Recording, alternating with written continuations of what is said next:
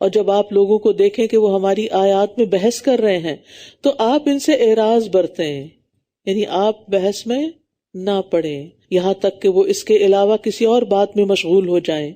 اور اگر شیطان آپ کو بھلوا دے تو یاد آنے کے بعد آپ ظالم قوم کے ساتھ نہ بیٹھیں. تو یاد رکھیے دین کے معاملے میں بحث مباحثہ نہیں کرنا چاہیے. دلیل سے بات دوسرے کو سمجھا دیں، وہ مان جائے تو ویل اینڈ گڈ، نہ مانے تو سلام علیکم لا نبتغی الجاہلین، کیونکہ یہ تو ہمارا بھی دماغ پھیر دیں گے. جب حق آپ کے پاس آ جائے، اللہ آپ کو دین کی سمجھ دے دے، تو جو لوگ آپ کو بہکانے کا کام کریں پھر آپ ان کے ساتھ زیادہ انڈلج نہ ہوں اس بحث مباحثے میں، کیونکہ اس سے انسان کے پھسلنے کا خطرہ لاحق ہو جاتا ہے. اگر آپ سلپری زمین پہ چلیں گے تو کیا ہوگا، ویٹ فلور پہ چلیں گے تو کیا ہوگا، پھسلن، گرنا. اور اگر شیطان بلوا دے تب گئی بحث اور خوب شروع ہو گیا سلسلہ، تو جو ہی یاد آئے فوراً وِدڈرا کر لیں. اور جو لوگ تقوی اختیار کرتے ہیں ان کے ذمہ ان ظالموں کے حساب میں سے کوئی چیز نہیں ہے، لیکن یاد دہانی کروانا ہے تاکہ وہ بچ جائیں. یعنی اگر کوئی متقی شخص چاہے کہ ایسے جاہلوں کے پاس نصیحت کے لیے بھی نہ بیٹھے کہ ان کو نصیحت نہ کرے، تو اس کے بارے میں فرمایا اگر وہ نہ بیٹھے تو اس پر ان کے گمراہ رہنے کا کوئی گناہ نہیں، لیکن اگر نصیحت کرے ولیکن ذکرہ تو یہ بہتر ہے، کیونکہ ہو سکتا ہے وہ ڈر جائیں اور اسے نصیحت کرنے کا ثواب مل جائے. اور یہ معنی بھی ہو سکتے ہیں کہ پرہیزگار لوگ اگر ان کی مجلس میں نصیحت کے لیے بیٹھ جائیں تو کوئی حرج نہیں. بحث مباحثے کے لیے تو نہیں بیٹھنے کی اجازت، لیکن نصیحت کے لیے بیٹھا جا سکتا ہے. وَذَرِ الَّذِينَ اتَّخَذُوا دِينَهُمْ لَعِبًا وَلَهْوًا، اور آپ ان لوگوں کو چھوڑ دیجئے جنہوں نے اپنے دین کو کھیل تماشا بنا رکھا ہے اور دنیا کی زندگی نے انہیں دھوکے میں ڈال رکھا ہے. اور آپ اس قرآن کے ساتھ نصیحت کرتے رہیے کہ کہیں کوئی جان اس کمائی کے بدلے جو اس نے کی ہلاکت میں نہ ڈال دی جائے. پھر اللہ کے سوا اس کے لیے نہ کوئی مددگار ہو اور نہ کوئی سفارشی، اور اگر وہ بدلہ دے کسی بھی طرح کا بدلہ تو وہ اس سے قبول نہ کیا جائے گا. یہی وہ لوگ ہیں جو اپنی کمائی کی وجہ سے ہلاک کر دیے گئے، ان کے کفر کی وجہ سے جو وہ کیا کرتے تھے. ان کے لیے کھولتے ہوئے پانی سے پینا ہے اور دردناک عذاب ہے. پیچھے نصیحت کی بات ہوئی تو یہاں پر کیا کہا جا رہا ہے کہ جن لوگوں نے اپنے دین کو کھیل تماشا بنا رکھا ہے اور دنیا کی زندگی نے انہیں دھوکے میں ڈال رکھا ہے، آخرت کو بھولے بیٹھے ہیں، آپ اس قرآن کے ذریعے انہیں نصیحت کرتے رہیں، سمجھاتے رہیں. یعنی نصیحت کرنا بہتر ہے. کہیں ایسا نہ ہو کہ کوئی شخص اپنے کیے کی بدولت ہلاکت میں نہ ڈال دیا جائے اور اس کے لیے نہ کوئی مددگار ہو، نہ کوئی سفارشی ہو، نہ کوئی فدیہ ہدیہ قبول کیا جائے. اس لیے لوگوں کو بتانا ضروری ہے، سمجھانا ضروری ہے، چاہے وہ آپ کی مخالفت کریں، لیکن بحث میں نہ پڑیں. کہہ دیجئے کیا ہم اللہ کے سوا انہیں پکاریں جو نہ ہمیں نفع دے سکتے ہیں اور نہ نقصان، اور ہم اپنی ایڑیوں پر پھیر دیے جائیں اس کے بعد کہ اللہ نے ہمیں ہدایت دے دی. اس شخص کی طرح جسے شیطانوں نے بہکا دیا، زمین میں حیران و پریشان ہے، جبکہ اس کے کچھ ساتھی اسے ہدایت کی طرف بلاتے ہیں کہ ہمارے پاس آ جاؤ. کہہ دیجئے بے شک اللہ کی ہدایت ہی اصل ہدایت ہے. ان ھدی اللہ ھو الھدی، یہ جو الہدا کا نام بھی رکھا گیا نا، اس کی نسبت بھی یہی ہے کہ یہاں ہدایت کا ذریعہ قرآن و سنت ہے. بس جو ہدایت اللہ کی طرف سے آئے گی وہ اصل ہدایت ہے، نہ کہ اگر استاد یا کوئی بزرگ یا کوئی اور لوگ اپنی طرف بلائیں یا پھر اپنے من گھڑت فلسفے سنائیں تو وہ ہمارے لیے حجت نہیں ہے. بے شک اللہ کی ہدایت ہی اصل ہدایت ہے، اور ہم حکم دیے گئے ہیں کہ ہم رب العالمین کے فرما بردار ہو جائیں. وَأَنْ أَقِيمُوا الصَّلَاةَ وَاتَّقُوهُ وَهُوَ الَّذِي إِلَيْهِ تُحْشَرُونَ، اور یہ کہ نماز قائم کرو اور اس سے ڈرو، اور وہی ہے جس کی طرف تم سب اکٹھے کیے جاؤ گے. یہاں نماز کا حکم کیوں آ گیا؟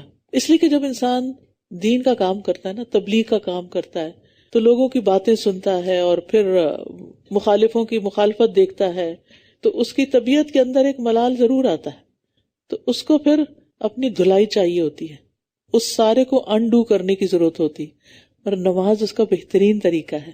نبی صلی اللہ علیہ وسلم فرمایا کرتے تھے اقیم الصلاۃ یا بلال ارحنا بہا، اقامت کہو ہمیں اس سے راحت پہنچاؤ نماز کے ذریعے. کیونکہ آپ کیا کرتے ہیں نماز پہلے وضو کرتے ہیں، وضو کرنے سے کیا ہوتا ہے، آپ کے وضو کے اعضاء ٹھنڈے ہو جاتے ہیں، دھل جاتے ہیں، آپ ریلیکس موڈ میں آ جاتے ہیں. پھر اس کے بعد آپ مصلی پہ جاتے ہیں. جسمانی طہارت کے بعد اب آپ اپنے رب سے ہم کلام ہوتے ہیں، رب آپ کی طرف متوجہ ہوتا ہے، اس کی رحمت آپ کی طرف آتی ہے، اور آپ اپنے دل کا حال اللہ کے سامنے رکھتے ہیں، قرآن کی جو آیتیں پڑھتے ہیں ان پہ غور کرتے ہیں، بائی دا ٹائم آپ نماز کے بعد تسبیحات ذکر کر کے جب اٹھتے ہیں تو آپ ہلکے پھلکے ہو چکے ہوتے ہیں. اور اگر 5 نمازیں اسی طرح انسان پڑھے کہ اپنی ساتھ ساتھ صفائی کرے تو زندگی بہت آسان ہو سکتی ہے، اور عام زندگی میں تقوی اختیار کرے، اور اس بات کو یاد رکھے کہ اللہ کے پاس جانا ہے، وہ سب چیزوں کا فیصلہ کر دے گا.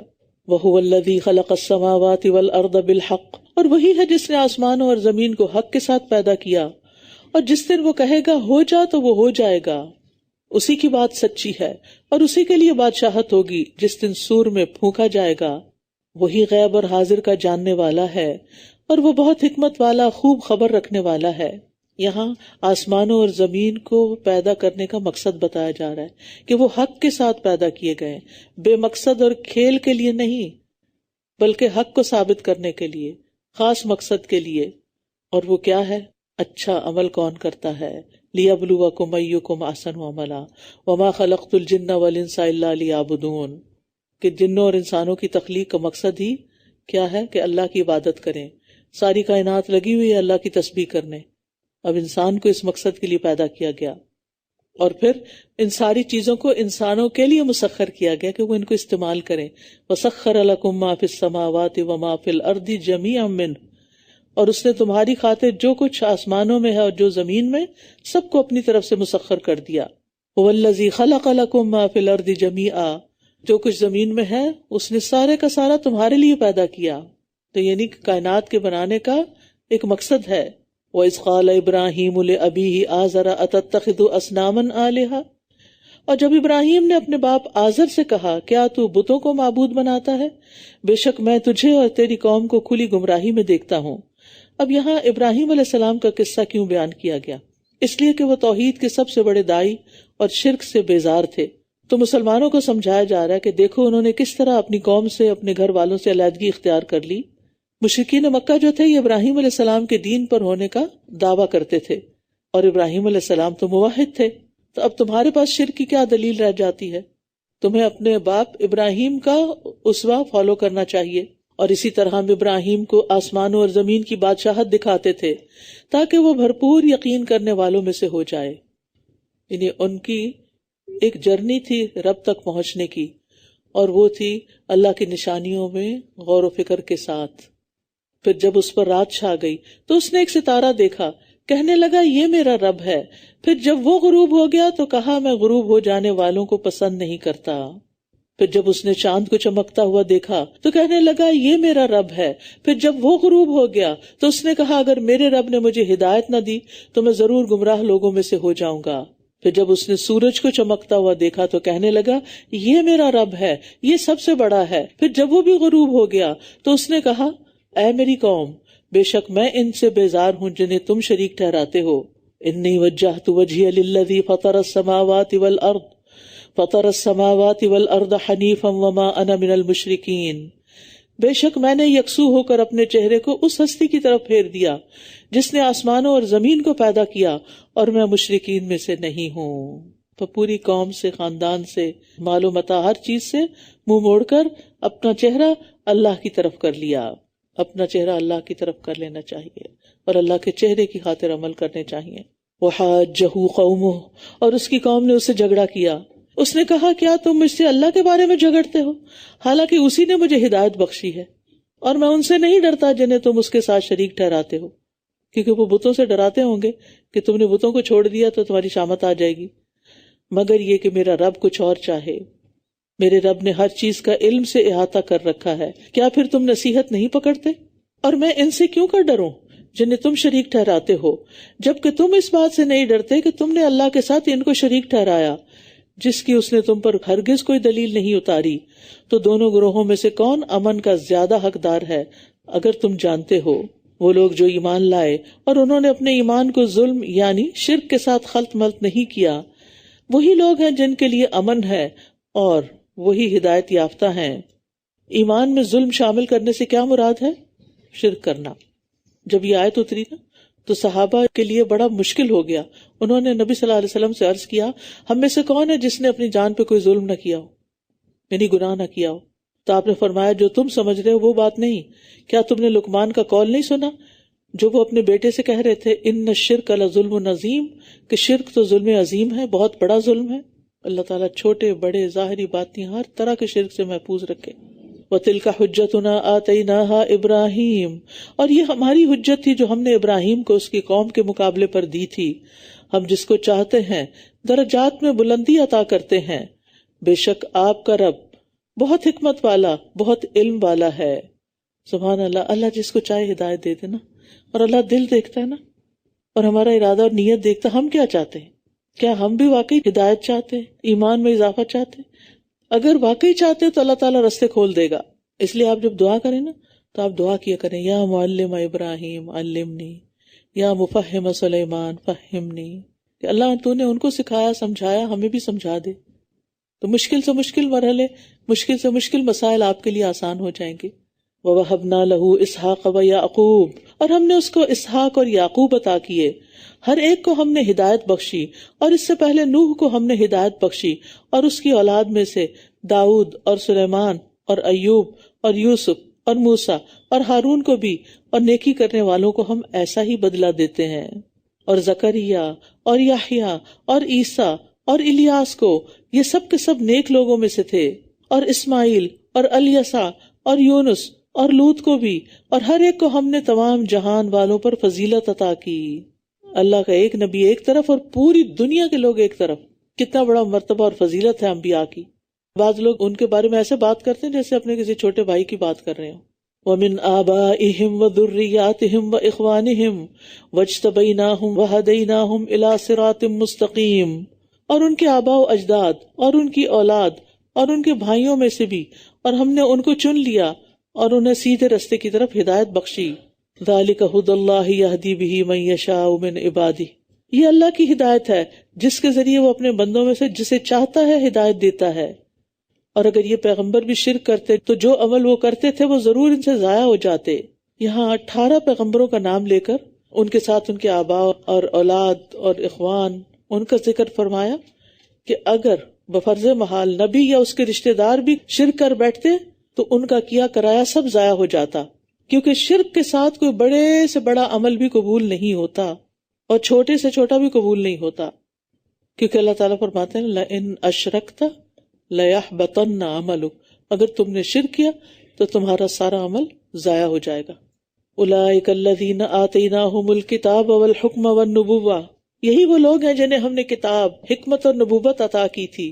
پھر اگر یہ لوگ اس نبوت کا انکار کرتے ہیں تو یقیناً ہم نے اس کے لیے ایسے لوگوں کو مقرر کر دیا ہے جو اس کا انکار کرنے والے نہیں. یعنی اہل مکہ اگر تم نہیں مانتے، اور بہت سے لوگ آئندہ آئیں گے کہ جو اس کو مانیں گے. اولئک الذین ھدی اللہ فبہداہ مقتدہ، یہی وہ لوگ ہیں جنہیں اللہ نے ہدایت دی، پس آپ ان کی ہدایت کی پیروی کیجیے. کہہ دیجئے میں تم سے اس پر کسی اجرت کا سوال نہیں کرتا، یہ تو صرف ایک نصیحت ہے تمام جہان والوں کے لیے. اور انہوں نے اللہ کی قدر نہ کی جیسے اس کی قدر کا حق تھا. جب انہوں نے کہا کہ اللہ نے کسی انسان پر کوئی چیز نازل نہیں کی، کہہ دیجئے اللہ نے وہ کتاب نازل کی جو موسیٰ علیہ السلام لے کر آئے، جو لوگوں کے لیے نور اور ہدایت تھی. تم اسے ورق بنا لیتے ہو، اور تم اس کا کچھ حصہ ظاہر کرتے ہو اور بہت کچھ تم چھپا جاتے ہو. اور تم وہ سکھائے گئے ہو جو تم جانتے نہیں تھے، اور نہ تمہارے آباء و اجداد. کہہ دیجئے اللہ نے نازل کی، پھر انہیں چھوڑ دیجئے وہ اپنی بحثوں میں کھیلتے رہیں. یہاں اللہ سبحانہ وتعالیٰ کا ایک شکوہ ہے، اور وہ کیا کہ تم نے اللہ کی ویسے قدر نہیں کی جیسے کہ اس کی قدر کا حق ہے. قدر کا معنی ہوتا ہے اندازہ کرنا، کسی چیز کی اصل حقیقت کو جاننا، اس کی معرفت حاصل کرنا. مشرکین مکہ جو تھے وہ رسولوں کا انکار کرتے تھے، کتب کے نازل ہونے کا انکار کرتے تھے. تو اس سے صاف پتہ چلتا ہے کہ انہیں اللہ کی صحیح معرفت حاصل ہی نہیں، ورنہ وہ ان چیزوں کا انکار نہ کرتے. اور یہ ایک کتاب ہے جسے ہم نے نازل کیا، بہت برکت والی ہے، تصدیق کرنے والی ہے اس کی جو اس سے پہلے ہے، اور تاکہ آپ اہل مکہ کو اور جو اس کے ارد گرد ہیں انہیں ڈرائیں، اور جو آخرت پر ایمان رکھتے ہیں وہ اس پر بھی ایمان لاتے ہیں، اور وہ اپنی نمازوں کی حفاظت کرتے ہیں. اور اس سے بڑا ظالم کون ہے جو اللہ پر جھوٹ گھڑ لے، یا وہ کہے کہ میری طرف وحی کی گئی ہے حالانکہ اس کی طرف کوئی وحی نہیں کی گئی، اور جو کہے میں ضرور نازل کروں گا اس کی مانند جو اللہ نے نازل کیا. اور اگر آپ اس وقت دیکھ سکتے جب یہ ظالم لوگ موت کی سختیوں میں ہوتے ہیں اور فرشتے اپنے ہاتھ پھیلائے ہوئے ہوتے ہیں، کہتے ہیں نکالو اپنی جانیں، آج تم رسوائی کا عذاب دیے جاؤ گے، اس لیے کہ تم اللہ پر ناحق باتیں کہتے تھے اور تم اس کی آیات سے تکبر کرتے تھے۔ تو سب سے بڑا ظالم کون ہے اس آیت کے مطابق؟ کتاب الہی کا انکار کرنے والے، جھوٹی نبوت کا دعویٰ کرنے والے۔ اور اس آیت سے عذاب قبر کے برحق ہونے کی دلیل بھی مل رہی ہے، کیونکہ وہ فرشتے ہاتھ پھیلا کے کہیں گے کہ آج تمہیں دردناک عذاب دیا جائے گا، اخرجوا انفسکم الیوم تجزون عذاب الہون، آج تمہیں رسوائی کا عذاب دیا جائے گا۔ آج کون سا ہے پھر مرنے والے دن؟ قبر میں جانے کا۔ قبر کی زندگی کو برزخی زندگی کہتے ہیں۔ یہ دنیا کی زندگی کے بعد آخرت کی زندگی سے قبل یہ زندگی ہے، درمیان کی، یعنی دنیا اور آخرت کے بیچ کی لائف ہے۔ اس میں انسان موت سے قیامت تک وہیں رہتا ہے جہاں وہ مرنے کے بعد جاتا ہے، چاہے اسے کسی درندے نے کھایا ہو، یا اس کی لاش سمندر کی موجوں کی نظر ہو گئی ہو، یا کسی نے جلا دیا ہو، یا قبر میں دفنا دیا ہو۔ یہ ایک الگ زندگی ہے، اس کو برزخی زندگی کہتے ہیں۔ بظاہر موت ہے لیکن حقیقت میں ان کے اوپر وہ سب گزر رہا ہے جو کسی احساس رکھنے والے انسان پہ گزرتا ہے۔ وَلَقَدْ جِئْتُمُونَا فُرَادَىٰ، اور بلا شبہ تم ہمارے پاس اکیلے ہی آ گئے ہو، جیسے ہم نے تمہیں پہلی بار پیدا کیا تھا، اور جو کچھ ہم نے تمہیں دے رکھا تھا وہ تم اپنے پیچھے ہی چھوڑ آئے ہو، اور ہم تمہارے ساتھ تمہارے ان سفارشیوں کو بھی نہیں دیکھتے جن کے بارے میں تم دعویٰ کرتے تھے کہ وہ تمہارے معاملے میں ہمارے شریک ہیں۔ یقیناً تمہارے درمیان تعلق منقطع ہو گیا ہے، اور تم سے وہ گم ہو گئے جن کے بارے میں تم زوم رکھتے تھے۔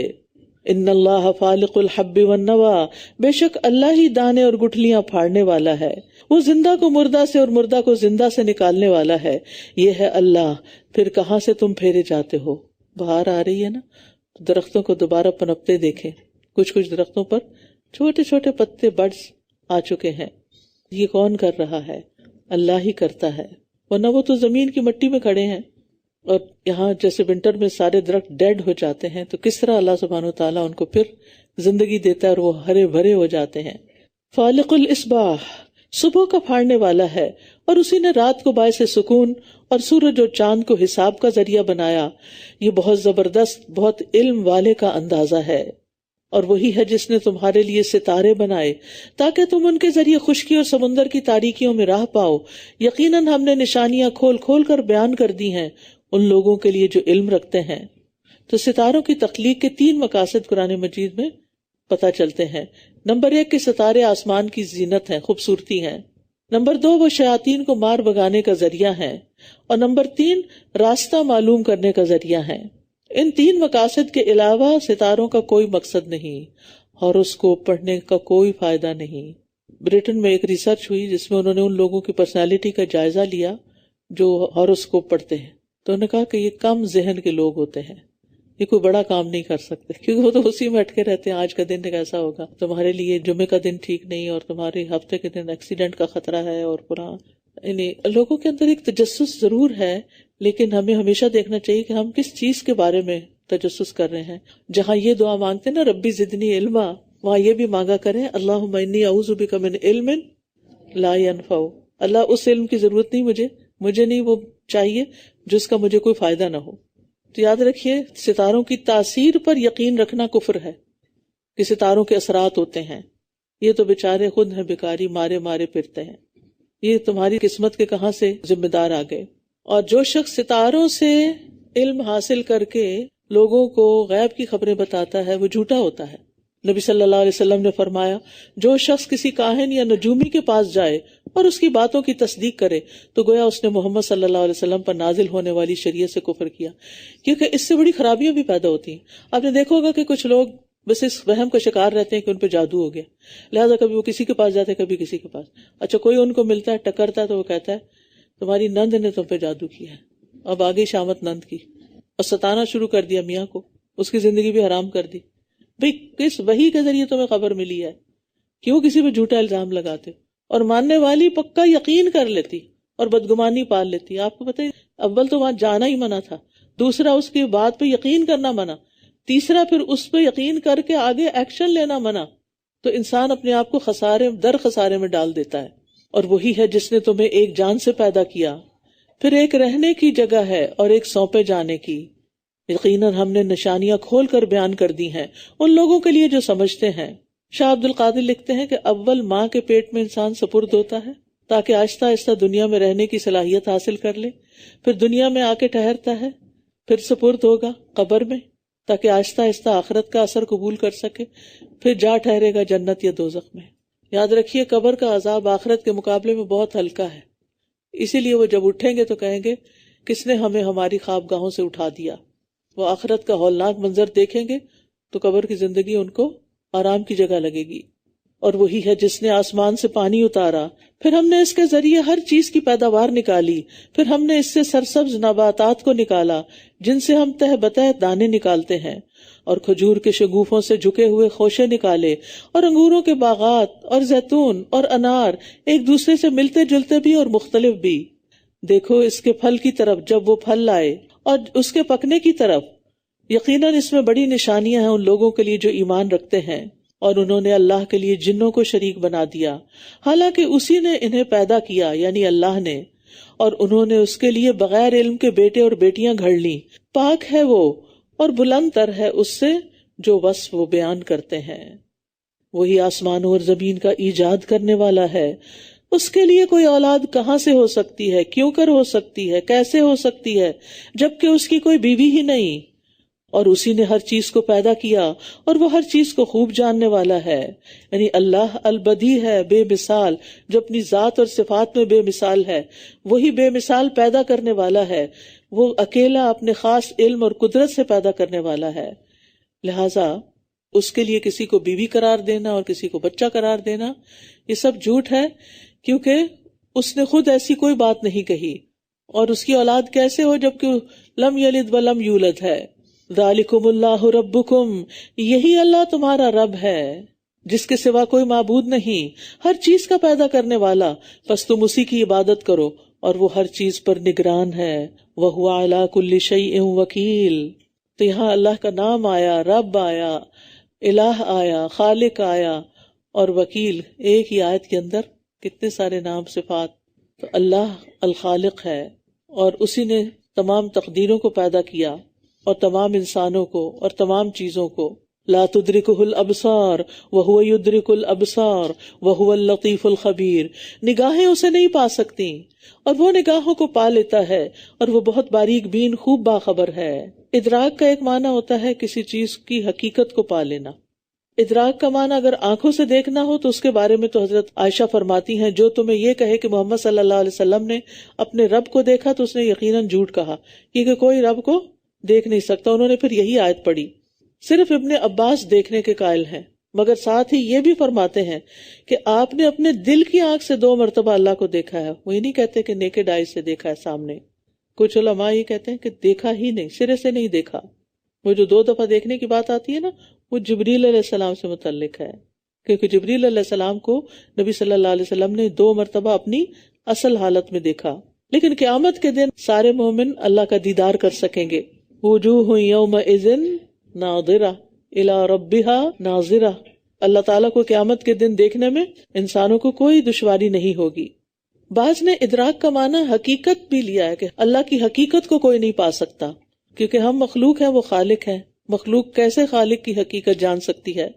اور وہ اللطیف ہے، نرمی کرنے والا ہے، مہربانی کرنے والا ہے۔ اس نے اپنے انبیاء، اولیاء، علماء، راسخین فی العلم، اہل بصیرت کو معرفت نصیب کی، یہ اس کا علمی لطف ہے۔ عملی لطف، اہل دانش کو معاش اور معاملات میں ان کو آگاہی دی۔